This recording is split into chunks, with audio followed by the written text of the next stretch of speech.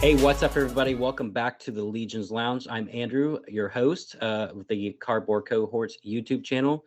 And with me is CEO of Future Lore Studios and creator of Legions Realms at War, Taylor Howe. Taylor, what's going on, buddy? Hey, guys. Welcome back. It's good to be here. And, of course, with us, as always, as well, is Matt Waller, our producer of the Legions Lounge. What's going on, Matt? Not too much, man. What's going on with you? Oh, nothing, busy day, Busy times. Oh yeah, getting ready for our YouTube channel, and everything like that. So been busy. No, I get it. So tonight I thought, we don't have any guests tonight. And that's going to be something that comes up every once in a while. We're not always going to have a guest. Everybody's schedules are different and things happen. So with that, I thought tonight, let's focus on Legion's Realms at War and the community. What do you guys think about that? Sounds great. We're all about the community. You know that.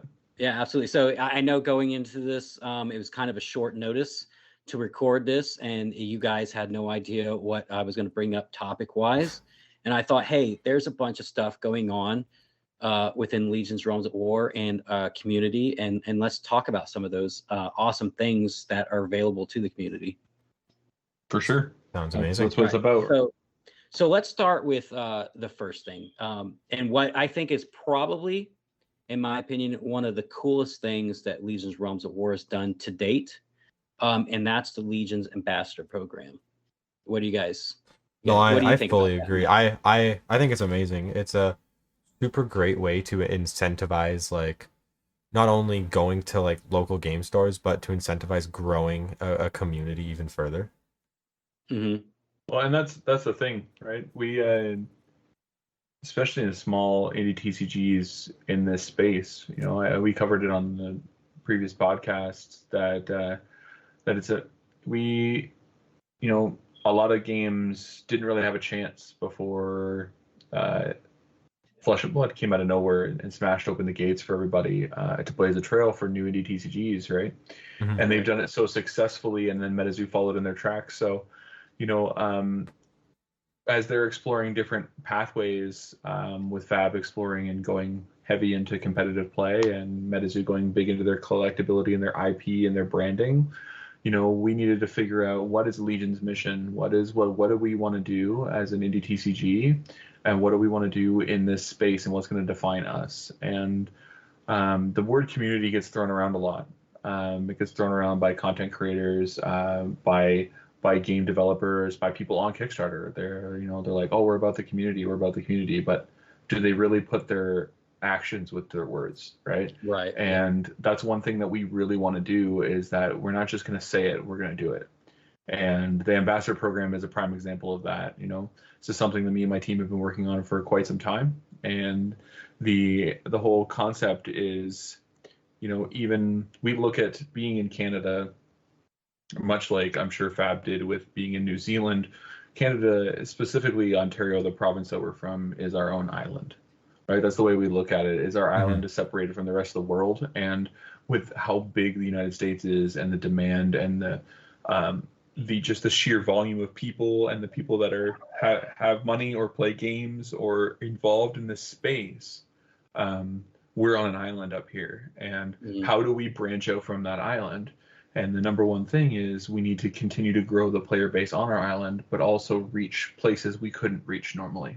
And we have to do that through the great community that we've already built. And through that Ambassador Program, assigning or rewarding players and community members and fans of the game, however they were able to find us, the way to grow in their community. And we want to reward them for doing so. No, 100%. And I think it's just amazing. Like, I personally love the idea. I think it's such a good way to go about things, especially because then it's like, it just keeps bringing more people in, regardless of how you look at it. Yeah, not only that, but I mean, like, we talk about this. Well, I talk about this a lot. Future Lore Studios, Legion's Realms at War. It's only been active for just a little bit over a year, and that's what it really impresses me the most is, you guys know me. I've been covering games for a while, on our channel, but I've been playing games for a lot longer. And throughout my 3 decades of playing, TCGs and tabletop games, I can't think of a time where I've seen a game offer something like this, an ambassadors program. I mean, I 100%. I can't. And like, even if it's not like directly for the players, it still incentivizes, like, it's still not even incentivizes, it still just shows people that's like, hey, the creators are willing to put in time and all this to give back as much as they can. Well, and for Yeah. those who are watching or listening to this at home or at work or in your commute or whatever you listen to the Legion's Lounge, if you're wondering what the Ambassador Program is, you can go onto our website, www.legionsrealmsatwar.com or .ca. Either way, it takes you to the website. And right up at the top, whether you're on your computer or if you're on your mobile, hit the little bars up in the corner, and it gives you our tabs there. And if you go down and you'll see programs, and you click on the programs, and we actually have 3 programs currently going on right now, and they're going to continue to go on, but they're the programs that we endorse as our company. And the first one right there in the list is the Ambassador Program. And that program is to incentivize and grow the community through one player at a time. And whether you found us through YouTube, via Andrew's channel or any other content creators, or you found us through this Legion's Lounge, or through Discord, or through Kickstarter, right? However you found us, first off, thanks for jumping in, thanks for supporting, and thanks for giving us a look and give some of your attention. But when you look at that Ambassadors Program, that's for you guys, for all you listeners out there, is that you can read through it. It explains the whole tier system, explains what it means to be a Legion's ambassador and eventually a community champion, like the one that's currently in our podcast right now. Andrew himself, he is a Legion's ambassador, right? And that's about the going into your game store, talking to your local store owner, talking to some players, getting them interested in it, and seeing if they can reach out and contact us at Future Lore Studios. And if you do that, you automatically qualify for our tier 1 of our ambassador program, because you got one of your local game stores to contact us directly. And so we send you out actually a prize tier right to you, to reward you for your efforts in trying to get us stores to take a look at us. And then from there, we send out a welcome kit to the stores, and you run a welcome event at your store and a learn to play, and boom, right there. If the store is on board and would like to do it, and there's enough interest, and when they place their first order with us, you, the Legion's ambassador, unlocks another tier of the ambassador program. And then when we get competitive play, and you get competitive play over a period of time, you unlock another tier of the ambassador program, and it works your way up to community champion. And when you get to that community champion, we award you with the holy grail of the TCG world, and that is a full framed uncut sheet of our most recent set. Yeah, which is, I'm gonna say, is a phenomenal piece. I have so one hanging cool. up. If you watch my YouTube channel, I have one hanging up on the wall behind us when we do our content. Absolutely amazing. I love that uncut foil. It's awesome, man. No, it's so cool, dude. I love it. It looks So sick. and that's what I really, really like. So I was an ambassador before the ambassadors program, right? I just took the love and passion for the game that I had, and I just reached out.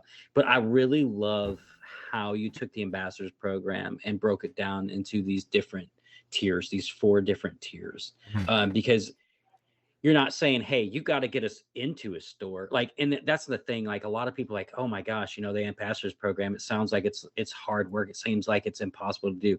Trust me, it's not impossible to do. This is coming from somebody that's done it. It is not an over the top thing. It's literally, like I tell everybody, and you guys know this, I've been saying this community since day one. If you love a game, you just take it into your local game store and you play it. You show it off. You showcase it, because usually a game that is as great as Legion's Realms at War is, it usually sells itself. You just have to showcase it. Other than that, it sells itself. Like when we went into our local game store, Guild Vault Games, we were in there for probably 3 hours.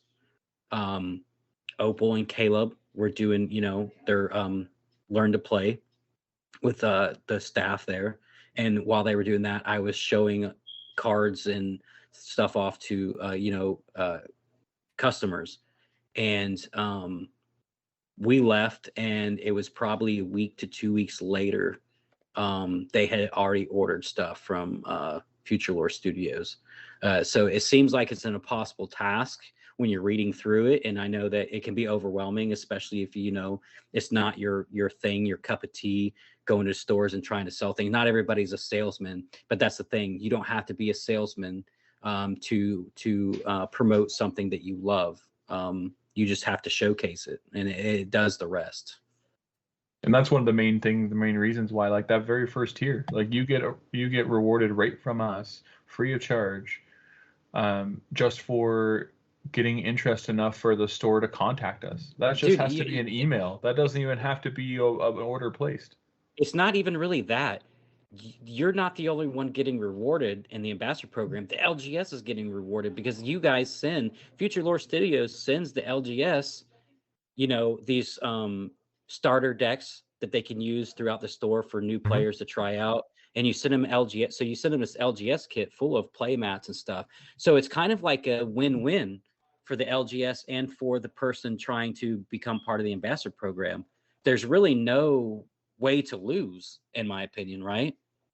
Exactly. And that's the thing is like I said, we supply the LGS as soon as they contact us, and we know where they're located, anywhere in the continental USA or in Canada, and wherever they're located, and we touch base with them, and they give us an address to ship to, and we're going to ship them that free LGS starter kit, right? And it's like Andrew said there, it's going to get you some starter decks, it's going to get you some rule sheets, and a sample of each one of our products, as well as some playmats. So the store has some boxes to crack open, packs to sell and make money off of right there, then and there, that is free for them to even acquire, and playmats and starter decks for people just to learn and jam games right away, right? We don't see any other better way of doing that than hit the ground running, and be that spark in a world where there's so much demand, so much viewpoint on the fact that, like, you need to carry the game, or you need to carry this, or we want you to buy this, and it's like, no, it's free to try out. It's free. Like, you don't have to put anything on the line. All you have to do is send an email to us, the store, and be like, hey, we had a customer that was interested in this, and we're going to send the store that package, and we're going to send that person who got the store to contact us a package as well, just as an appreciation and thank you. Yeah, so basically you get your LGS to send Future Lore Studios an email, and you walk away with something, and the LGS walks away with something, and it didn't cost anybody a dime. The only person that cost a dime was Future Lore Studios for them to ship the stuff, because you guys don't even you don't even charge them for shipping the stuff. No, not at all. And something I want to add is it's very, like, realistic tiers, It's like, first you get notice and interest in the game, and then from there, what you get, you can then use to help get legions in your store without even having to do anything. Yeah, absolutely. Like Guild Vault Games, man. Like, I had an extra LGS kit that Taylor sent me when me and Opal and Caleb went to a TCG convention, and we were, showing off Legion's Realms at War there. So we had a couple extra boxes. So I messaged Taylor, I was like, hey man, are you cool with me going up and taking this box to, Guild Vault Games? And he's like, yeah, sure. And like you said, Matt, that's all they needed. They just needed some demo decks, to set out and to have people try out. And from there, it like I said, it sold itself. They didn't really have to even put any hard work into selling the game, because great games sell themselves. Well, And exactly. that's what it does. And like you said, that was tier what? Tier 2, you're walking away. If you can get it into the store and the store actually carry it, You're walking with you, 4 the booster ambassador, boxes. are walking away with 4 booster boxes, man. And Like something that's who awesome, doesn't like booster boxes? everyone loves booster boxes, but something that's awesome is it's like you don't need like a super highly competitive deck to sell the game, No, right? You absolutely not. don't You want don't. You like don't. it's not that you don't want it, but it's like Yeah, it it's works not it's not either like it's way. not like Yu-Gi-Oh, with all these Duel Links and all this other crap out where now in order for me to play, I have to pay. I have to, spend high dollar to. It's like Magic now. Magic used to not be that way. In order for me to have constant competitive decks with Magic the Gathering, I have to constantly revamp my deck, like probably once a month, once every couple 2 months, with new cards and spend money. And they're not cheap cards most of the time. You don't have to do that with Legion's Realms at War. I Not mean, like most of my best cards are 50 cents each. Like it's and that's like even that's if someone doesn't have a spare. why Like don't you that's how ask me right now, Matt? Ask me right now how much I spent on one deck of a commander deck on Magic the Gathering. Ask me how much I spent. how much? $750. Damn. This is for a competitive deck, and I'm not even a competitive player. This is for me just to smash ass at my house, and to be like, yeah, I'm the shit at this game. It can get very pricey because I do play with people that do play competitively in tournaments. Yeah. So even if I just play around at my house with Magic the Gathering, I still have to have something that's going to compete against their tournament decks, which means I'm gonna have to go and spend money And on a it just competitive deck it when I don't even play creates like competitively. yeah. It creates a I don't want to call it an unhealthy loop, but it's pretty much an unhealthy loop. Whereas with Legions it's very like I've said it before, like some of my best cards are 50 cents, and the ones that are like super good, like at most that are needed, $40. Yeah. And it's not like you're running like 60 of them. It's 2, 3, maybe. Like it's not Well, that's part even of the thing is we wanted to build rarity into the game for not only for collectability, but everyone likes chase in their boxes, right? And we know that's very, very important in today's world. And but in having that, how do you do that without creating a paywall for players or some sort of wallet fatigue, right? And that's the thing is our high rarity stuff, yeah, it's good.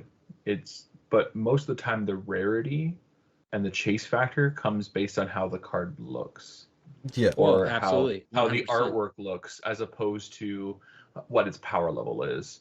And that's the thing is the fact that even if it has a semi-powerful effect or that it's really key cog in your deck, um, ultimately the Exalteds you only need one copy of because that's all you can play. So it's not like you have to go and hunt a playset of 3 or 4 like in other games.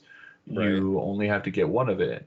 So even if that card is difficult to find and it's like $100 or something, then you only need one of it. Right. Exactly. So like for me, for instance, with the release of Frontiers back in, what was it, June, right? June, July? It was July 21st. Yeah. July.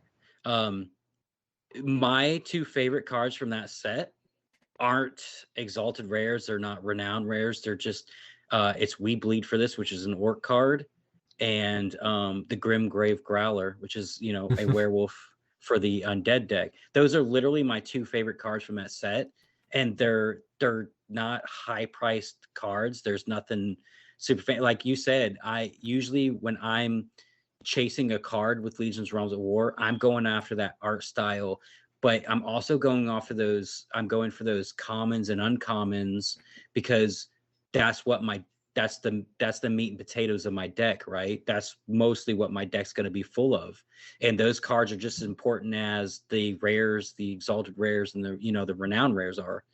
No, exactly. Right? Like for me, my 2 favorite cards in the set, one of them is a reprint, and I just love the new artwork for it. It's Imprints of the Grim, right? It's so nice. And then also Mindamax, the Lost Messiah Radical. Like basic 5 power Angel Warrior. It's just the artwork on it is so cool. Like very similar to like Priscilla. I mean, come on, man. Tell me one card that's not beautiful No, and with exactly. the angel, like that whole With any set's Legion, dude. like amazing.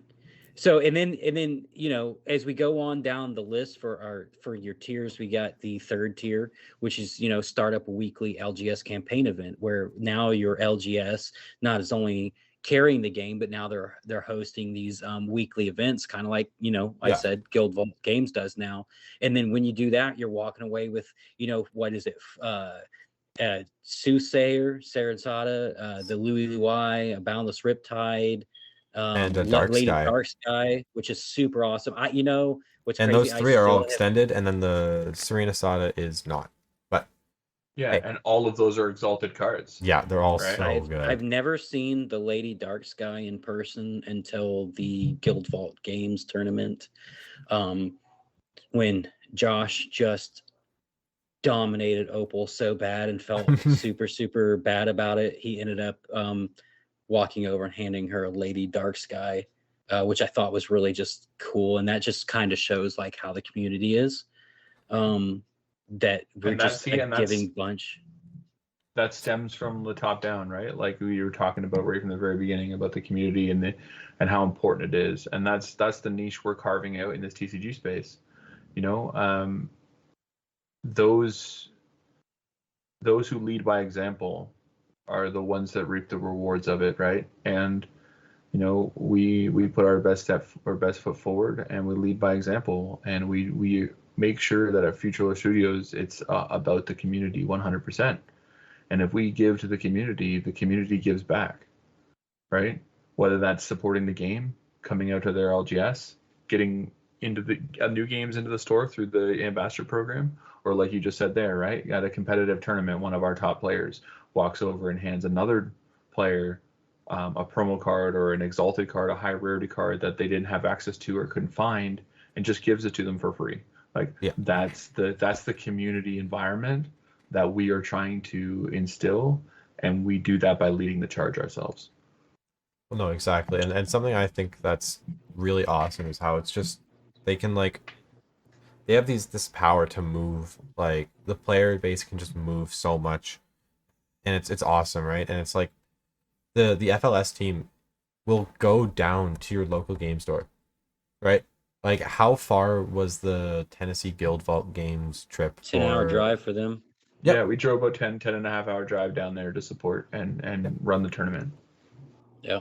And yeah, they sure did, and ran the tournament like professionals. They did. Like it was just, and I expected to have a good time, even though like I've mentioned before, the timing was not the best for us in our personal life with me and my wife, with a lot of things going on. We just had so much going on, and Taylor, I think, could tell that before we even mentioned to him what was going on, because he didn't see the normal cheery, idiotic Andrew that you guys see on the YouTube channel.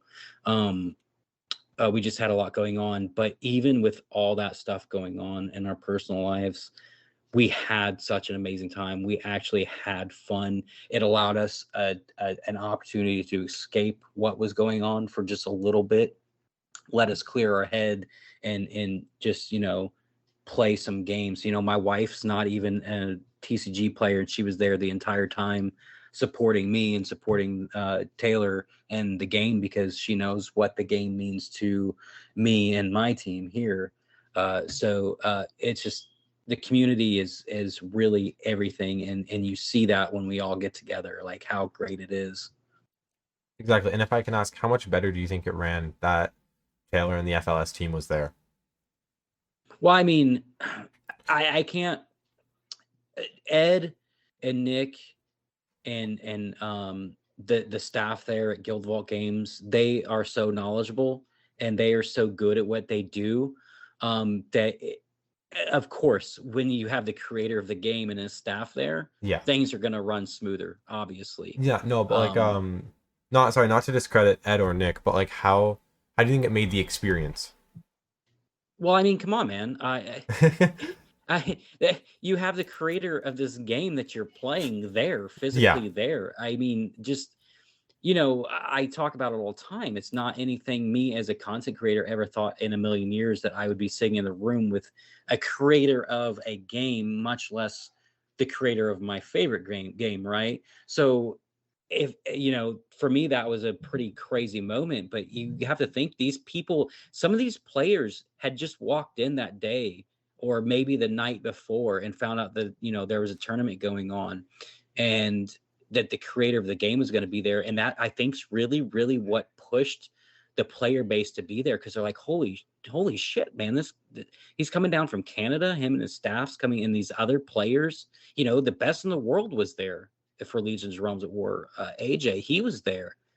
And that's the thing, like we talk so much trash, you know, for months hyping this tournament up because we're like, okay, it's, you know, the United States versus Canada in this tournament. You know, we've got this AJ Demons coming down here, and you know, he's talking all this trash, and he's going to come down and just smoke the North America players, and he didn't win, and it was kind of like, wow, you know.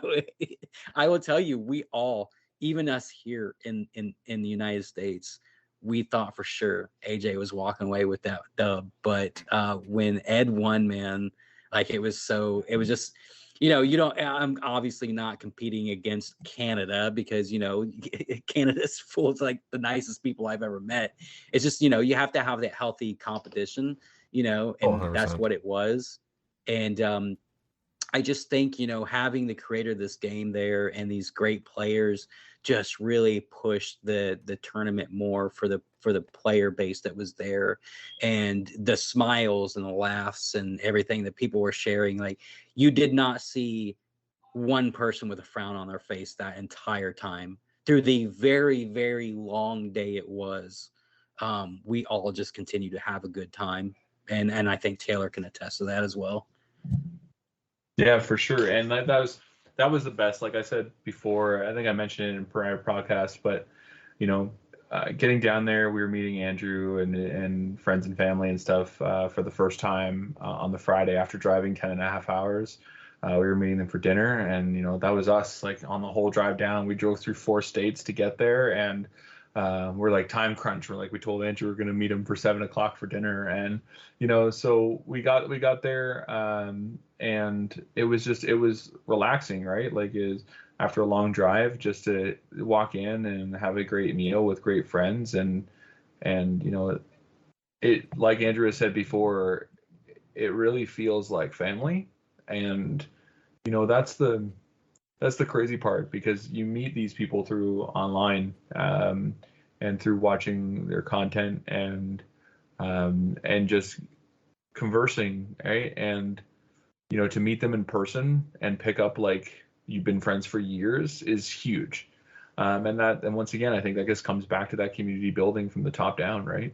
When we work hard to make sure the community is stable and good and welcoming, and you get individuals like Andrew and Opal and Caleb and Amber that want to push forward and reciprocate that and be great people in return, that breeds a very addictive personality of bettering each other, right?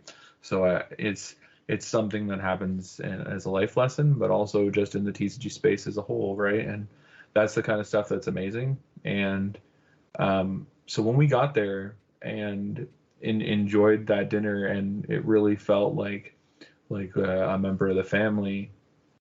And then we went over to Guild Vault afterwards, and that was the best experience for me. Not downtown playing the meeting of Andrew. I think that was obviously a highlight, and it's something I looked forward to for a long time. But walking into a store that I have only seen in pictures, never seen in real life, and walking in, meeting the individuals, but walking in and witnessing them play the game that we created, right? And seeing the look on their face. You know, I remember the very first interaction with one individual there, and he slams down a card, and he's like, looks up at me, and he says, "You're the guy. Like, you're the guy that made this. You're the guy." And you know, I don't often get times to step away and look at things objectively, because I'm constantly working my butt off, and you know, our staff is very small, so I'm working around the clock a lot of times. and I don't get a chance to take a look up and look around, very often. But that whole experience was amazing because I got to look at it objectively. I was away from my workstation, away from developing cards, and I got to interact with the community in a very real way at such a far reach. Like, to see how far something we created reached, it was amazing. Yeah, that has to be, up there in Canada and seeing your game all the way down here in Clarksville, Tennessee, knowing how that it stretched that far has to be just a surreal moment in life, I feel like. Oh, it for sure was, right? And there were so many things to highlight and the great experiences we had in such a short period of time. Like, we were there for all of what, 50, 55 hours, and we came Yeah. back, right? So like, it was such a short period of time. Would we have liked to stay and do a lot more? Yeah, but unfortunately, like, with being a small team, we have a business and a company to run. We got to keep producing the game everyone loves to play. So it ended up being one of those turn and burns, but we tried to absorb every last little bit of drop we could before we had to return home.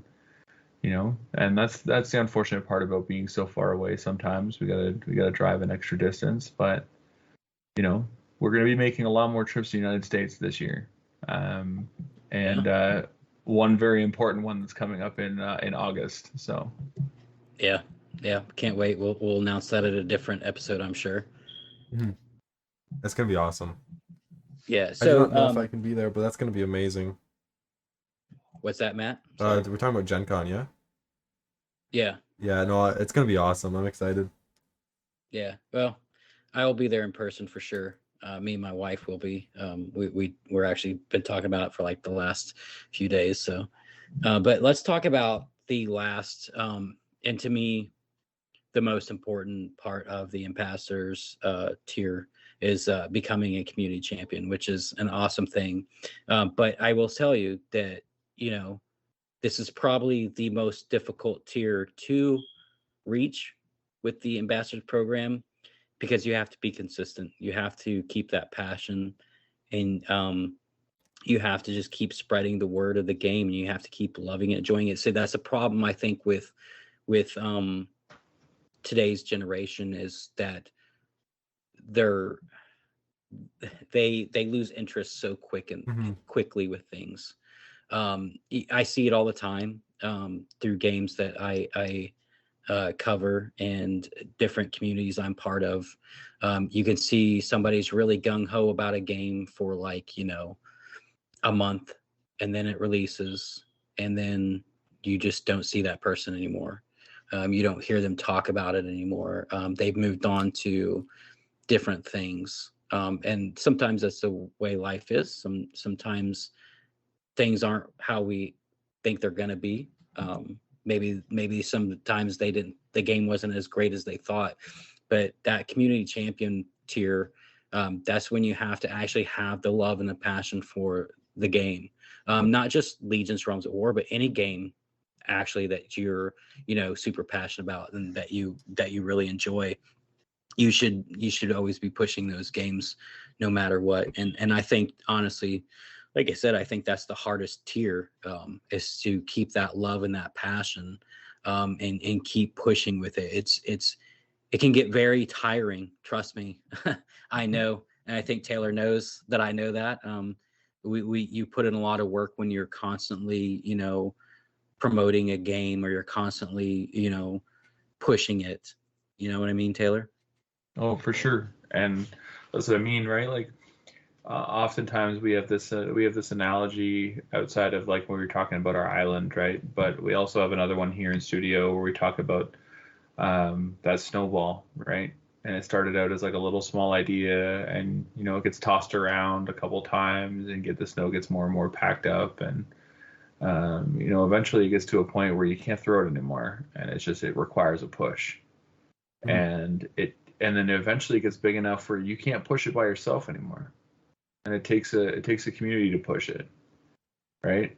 And eventually you push it to that point where you can get it to a hill, and it reaches a mass amount of audience, and now you no longer have to push, it rolls itself, right? And that's the that's the big thing, is that, you know, we only have a big enough reach, right? We only reach so far as a small studio in a different country. So we can only reach so far, and my main focus is not even necessarily the reach. I got to make sure I'm producing the game that's there to back up when it reaches people. Exactly. You know, so I know, like Pat mentioned on one of our past podcasts, is that, you know, the company he works for has 3 people that are responsible just for social media alone, right? Like, Yep. I don't even have 3 people designing cards, Right. right? It's just me. So I mean, let alone have people just to push social media, right? I'm doing that and some, right? And that's why that's going back to that as a great community champions, that tier that we know that if people push to get to that tier, they're working their butts off, and you know, and we want to give back to those people. And that's what we did with Andrew and his team, because the amount of work that they put in, and they keep doing it. It's not like they got the uncut sheet and then they stopped, you know. This guy's got his head Yeah. down, and he's pushing with us, right? You know, that's probably the hardest part, as you know, not just a fan of games, but as a content creator as well. It's really hard for me to sit back and watch other content creators. You know, they they get all this product, and sometimes I look at it and I'm like, wow, you didn't really put in much work to get that product. And then if things don't work out for them, or they don't like something, they just drop it. And that's so I hate content creators like that. It just I something about it has always just rubbed me the wrong way, that that's not the reason you should be in it. Because I've pushed, legions without asking for anything ever, just because I like the game. And I think at the end of the day, that's just how you should be. Mm-hmm. And it's always been the thing that bothered me, seeing that. And I see it quite a bit, because me, Taylor. I watch a lot of, like, you listen to a lot of TCG podcasts. You're constantly learning, you're constantly bettering yourself as a creator. And I do the same thing as a content creator. I watch a lot of different, people reviewing games and talking about games, and I see it quite often. And it's just, I don't know, something about it's always rubbed me the wrong way. You know what I mean? Yeah. No, Like I 100%. said, I work 13 to 16-hour days usually, well into the evening, and sometimes well into the morning, and keep going, right? And I, it's very little, unless I'm, have to eat something or go to the bathroom. I very little times do I not have my headset on me, because I'm either listening to a podcast, listening to a seminar, Mm-hmm. listening to a video while I'm working on stuff. And I live and breathe this, man. Like, you gotta love it, because it doesn't always love you back. And Yeah, Exactly. I know what you mean. I was actually playing Final Fantasy 15 on my PlayStation today, and my wife had fallen asleep for like a nap, and then she woke up and she's like, "What are you listening to? Is that the soundtrack to this game?" I was like, "Oh, no, I'm listening to a podcast in the background." I turned down like the master volume of the game, and I just listened to podcasts. She's like, "Good God!" I was like, "Well, I mean, I gotta listen to what everybody else is doing. I don't want to make the same mistakes they're doing, or I want to make sure I'm not missing out on something as a creator." And I'm sure that you do the same thing, Taylor. very much so. You don't want to, especially in this industry, you don't want to be left behind. You know, Yeah. it's not like technology advances faster than any other industry, I think, but but this TCG space, like, it moves so fast, and it's full of so many games, so many rises, so many falls, so many bubbles, so many crashes. It's filled with Oh, we've it's we've filled with seen we've massive seen roller the coasters. crashes. Yeah, and then of course, when then it's impacted by it's impacted by the overall collectibles. It's impacted by interest rates. It's impacted by the recession. It's impacted by cryptocurrency. So many things that ended up becoming a factor or some sort of tether to the TCG space and the collectible space as a whole. This market is so volatile, and you have to keep up with it. Otherwise, you Mhm. drown, right? Would And you? for little Sorry. young TCG companies and indie TCG companies, for the first year or so, like we witnessed it firsthand. You got to just tread water, man. You got to Yeah. keep your head above water, because everything is wanting to keep you down. Yep. Everything Mhm. is trying to pull you under. And it's just a matter of, I wake up every morning and be like, okay, what's on the agenda today? How can we make a push today? How can we reach one extra person today? Oh, yeah. What's the effort that we can put I in today that makes us better than the day before? I can attest to that you do that, because you and me, we sometimes literally start our mornings off very early, and we start talking about things. And I know you've already put in like a 16-hour day the day before, and I'm always wondering, like, why is this guy awake already? Why is he already, hammering things out? And it's just, that's what you do to continue to make this game what it is. And you're definitely putting in the work, but it, the community is also, like we've been talking about, is a huge part of it. Matt, in my opinion, is a huge part of the community. He's one producing this podcast for us, but the amount of work that he's put into the Discord, um, I mean, he was working on things on the Discord before we even started recording this podcast tonight. So everybody plays their role within the community. Some of us, yeah, we might do a little bit different things. We might be doing maintenance stuff in the Discord, or we might be creating content. We might be creating spreadsheets, or these all these different sign up sheets for things. And then we've just got the people that, are constantly out there playing the game at their LGSs. Like, everybody plays a super important role in the community. And like I've said it once, and I'll say it before, and I'll keep saying it. The Legions Realms at War community is hands down the best community I've been a part of for any LGS since I've started content creating. It's just the group of people like you. Every place has that one, maybe two bad apples, Mhm. but even with those bad apples, things are are pretty chill for the most part. They say what they need to say, and nobody really. That's sometimes, when you're a community and somebody says something and you don't agree with, it becomes like this 2 3 day battle of wits back and forth, and this argument back and forth. But usually, if somebody says something a little off-putting in the community, which is very, very, very rare, nobody really acknowledges it and just moves about their Mhm. day, which it kind of speaks, volumes as to what the community is like.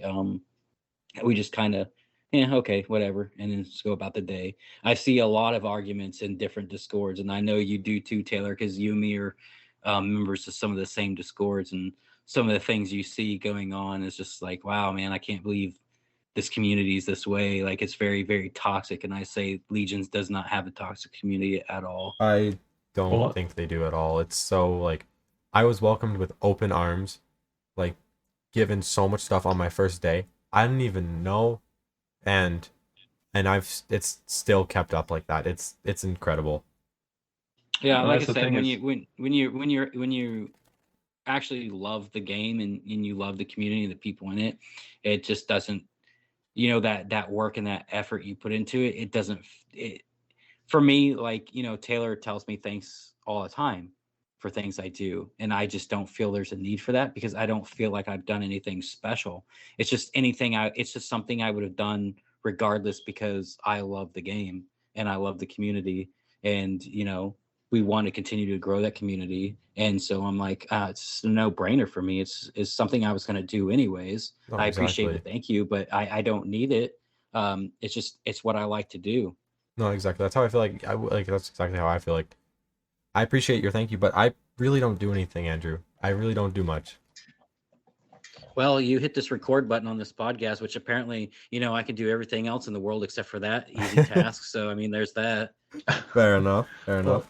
like you were saying, we share multiple discords that we're part of in these other communities and other TCG spaces, whether that be other content creators or game stores or just discords about TCGs in general. And most of the time, I'm sure Andrew can attest to this. I'm a fly on the wall.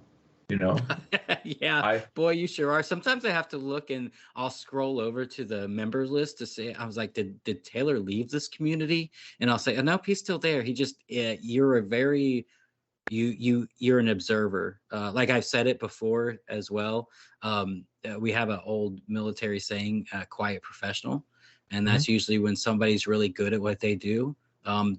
They're very quiet about it.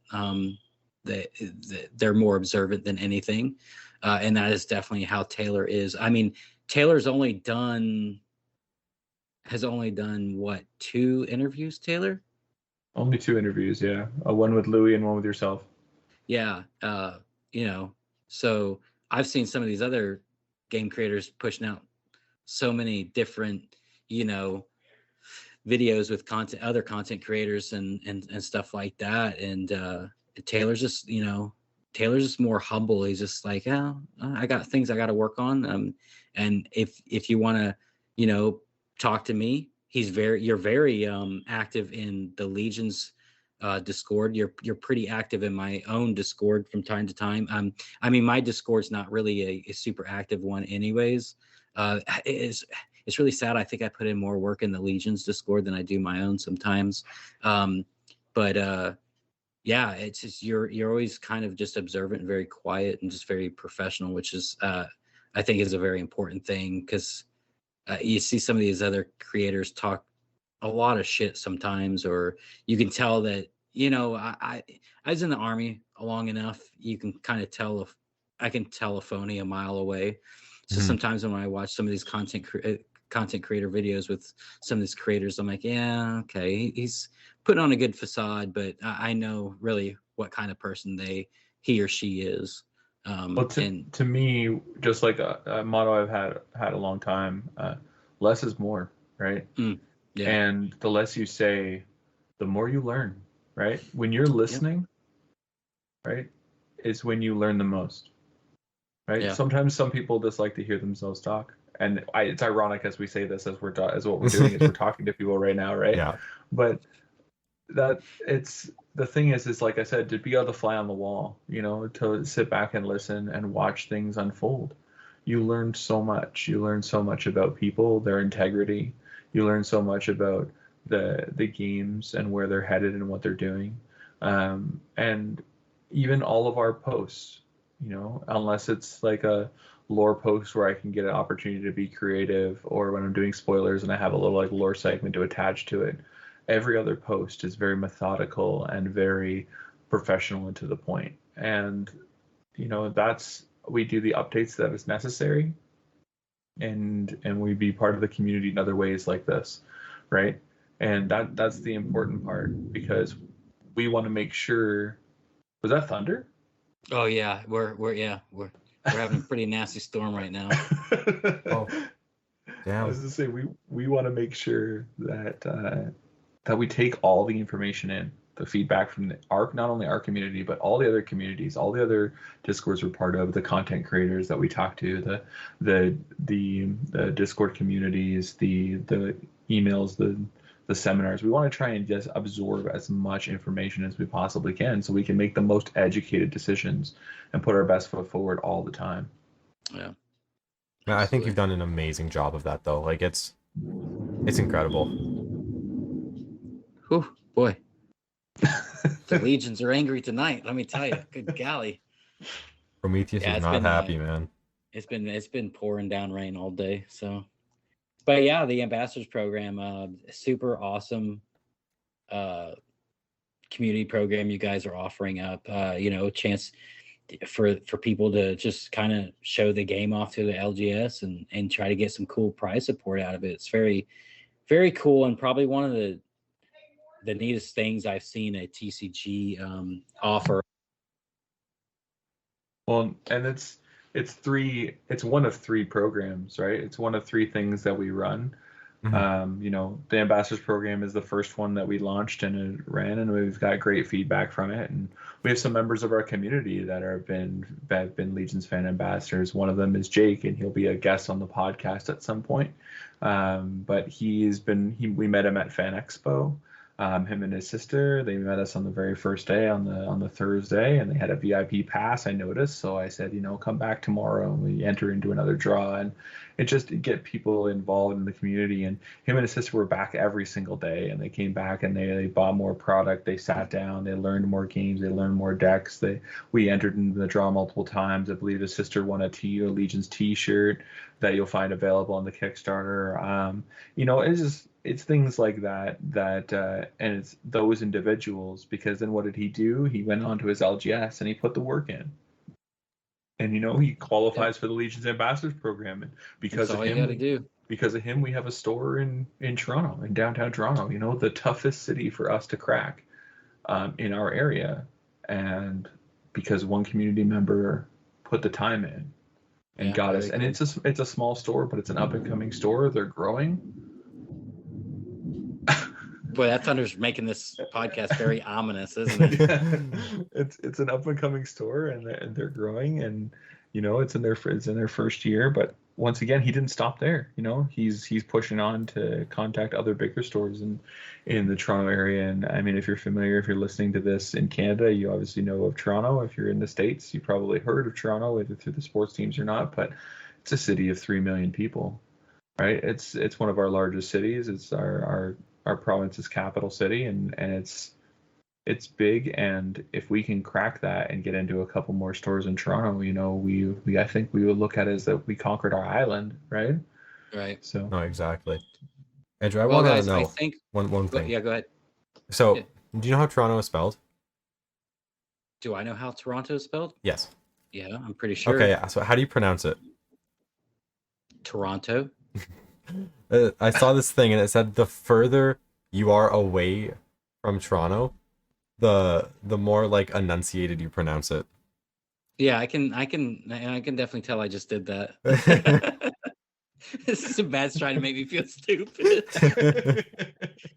That's where the Maple Leafs are from, correct? Well, more importantly, that's where the Raptors are from. Yeah. Yeah, I don't follow hockey. I always thought I heard it was called Toronto Maple Leafs. I don't watch hockey myself. I'm not a big hockey fan, but I'm more of a basketball fan than I am any other sport. The Raptors are the basketball team. Yep. Well, I know, but I was talking hockey, buddy. Oh, okay. Sorry. Because whenever Taylor brought up Raptors, like, wait, I was talking about hockey, but Mm-hmm. I'm one of the few Canadians you'll find that can't stand watching hockey. Thank you. It'll probably get thumbs down on the podcast just for saying that, but nope. Yeah, that's kind of like how I feel. Football's big here, and I cannot stand football. What? I can't stand it. It's so fun to watch. There's nothing about it interests me at all. I just, I prefer my Boston Celtics sucking every year. Fair enough. But I think we better call it a night, fellas, before my power goes out, because this storm does not seem to be letting up. So I just wanted to take the night and kind of talk about this ambassador program, because I think it's a very cool program that has not been talked a lot about. Well, and I think we should definitely other nights that we don't have guests on, we should touch on some of the other community programs that we have going on. Absolutely, and that's actually one of the things I was going to talk to you guys about. There's more community programs that are available that I definitely want to do some more episodes on. So for sure, there's a couple of really big ones that I want to touch base on. So, and matter of fact, maybe one of our next episodes, if we can't get a guest on, because like I said, everybody's got busy work week. Maybe we'll discuss one of these other community programs as well. Oh, 100%. But I think we'll call it a wraps there for tonight, fellas, and we'll be back with another episode. And until then, I think that it's best said to be the warlord your legion needs you to be, right, guys? Yeah, that's true. All right, I appreciate the community for listening. And if you want to check out the ambassador program, go to legionsrealmsatwar.com. You can find it in their in the news tab. There's a news tab, but also under the programs tab, you can see it there. It's all the listed Okay. programs that we And of offer. course, if you follow their Discord, if you follow my Discord, you follow my YouTube channel, you can find pretty much links to all this stuff there. I think we even might have a link to your website in this podcast as well, depending on what platform it posts on and that people listen to. I know with the Spotify and I believe Apple iTunes and Google Podcast, I believe the link pops up. But I can't remember, there was one, even in Pandora, I think it does, but there's one podcast format, I can't remember what it was, but it does not pop up the links. So I can't remember which one it was off the top of my head, but. Well, I was going to say that, Andrew, before we signed off, is you should tell people, obviously, if they're listening to it, they're already listening to it on a certain platform, but where else can you find us? So yeah, well, we record on Anchor FM, as I've said before, and what Anchor FM does is once we're done recording, it literally disperses this to every other podcast platform. Good golly, I couldn't say that at all. Podcast platform there is, anything from Spotify to Google Podcast to Stitcher, anything you could think of. That's where this podcast. iHeartRadio, Apple, iHeartRadio, Pandora. Literally anything that has a podcast platform. No, exactly. This will be on it. It's amazing. It makes it easy for us and for you guys. Like, it's so good. Yeah.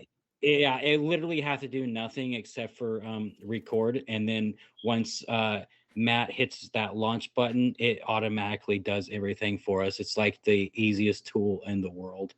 So yeah, you can find us pretty much anywhere there's a podcast platform. So I know Caleb listens to Pandora. He told me he's been listening to you on Pandora. I'm more of a Spotify person. I agree. My wife's more iHeartRadio fan. So, it's a little bit of love for everybody. It just depends on what you're, because, most Android people, they're listening to it on Google Podcasts. If you have an Apple iPhone or whatever, it's usually iTunes. So it just really depends on what device you're using where you can find the podcast. No, 100%. But we are everywhere. The legions are everywhere, fellows. That's true. The realms at war are expanding. Yeah. But I appreciate your time, Taylor. Matt, as always, thank you for your hard work and your time. And of course, a huge thanks to everybody listening to this podcast. We're not the most professional when it comes to this. It's kind of new for us, but I'm pretty sure as kind of like Legions does and my content on my YouTube channel does, as we go on, we're gonna get better, right, guys? No, exactly. Yep. So yeah, but we'll definitely touch base on the other community programs that you have, and then of course we have a Kickstarter launching here soon. So for the Empires of the Rise launch, so a lot of cool stuff to talk about, and then of course a long list of guests that we want to have on. But we'll definitely get there, and we'll definitely be pumping out new episodes every week for everybody to enjoy. So until then, I'm sure as you guys are listening to this too, before you sign off, as you guys are listening to this, the Kickstarter is live, and we want your support, just like we've been talking about all episode. We push to help the community and to have the reciprocation back, and then we all grow together, right? So go on there, and if you're from the United States, we have tiers that are very, very affordable for you. Specifically, we're from Canada, so everything's listed in Canadian dollars for us. So you guys have a better dollar exchange than us. So you're getting Empires on the Rise booster boxes for approximately $66 for 360 cards in a booster box. So I will tell you right now, you're not going to find a cheaper booster box with the Kickstarter. Even like I play Vanguard and Vanguard card fight, and you can't. I think booster boxes for that are like $50-$60 now, and you're not even getting half of what you're going to get in the Empire's booster box. No, so exactly. it's for us here in the US, back in this Kickstarter is definitely a no-brainer for us, because me and Caleb were literally just talking about it outside earlier before we started this podcast. We were talking about how cheap these boxes are compared to what we've bought in the past. The regular MSRP price here for LGSs, we've spent so much money on these boxes, and then when we heard the prices for these, we were just like, oh, it's kind of a breath of fresh air after we spent so much money on the other boxes. We're kind of like, oh, it's nice to have, be able to get these boxes for such a great cost for us here in the United States. So pretty excited for it for sure. That, and then as you see on the Kickstarter platform when you go on it, we have every tier is customizable. Even the LGS tiers, we offer great deals for the LGS. But every tier is customizable with a full array of not 10, not 20, not 30, not 40, but 50 add-ons.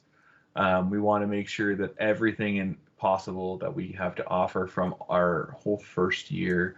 Obviously you can't have access to Ravaged Lands. It is sold out everywhere. It was our base set. The print numbers were very small, and if you're listening to this and watching and looking at the Kickstarter, you'll see firsthand listed on there how small our print numbers were. So, and we're still a small company with small print run numbers too. So if you guys are collectors out there, feel free to jump in and get these booster boxes as well. So basically what you're telling me is I got to set about 35 minutes aside tomorrow to be able to scroll through this whole damn Kickstarter. Well, yeah, it definitely is going to take you probably about 20 solid minutes. Like I think we have like 5 or 6 videos on there. If you're listening to this, you've probably already seen it. So yeah, awesome, man. I can't wait. It's going to be super exciting.